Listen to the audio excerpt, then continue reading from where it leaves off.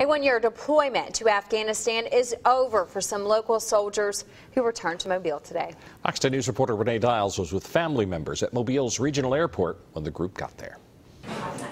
It's been a long year for these families. That's how long it's been since they've seen their loved ones.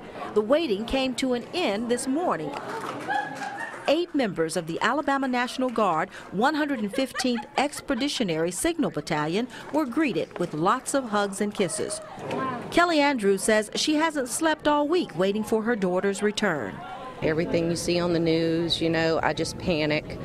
You hear so much going on in Afghanistan, and all you can do is pray your little girl comes home.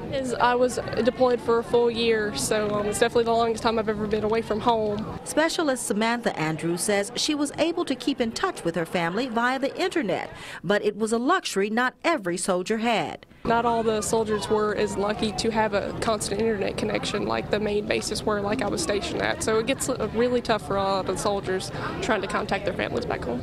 Andrew Spafford and Eric Snellgrove both returned home to 5-month-olds they haven't seen since birth. Coming back, probably the hardest part.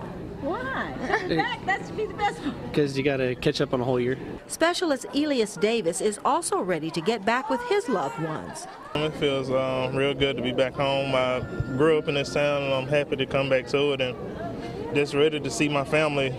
Most of the members of the 115th flew into Huntsville today.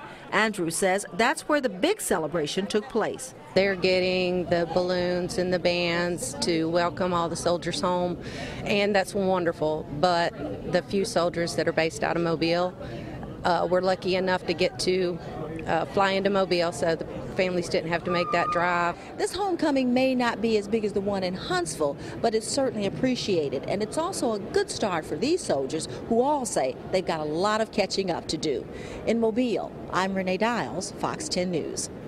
The National Guard unit handled communication from the Kandahar airfield. The unit is based out of Florence, Alabama.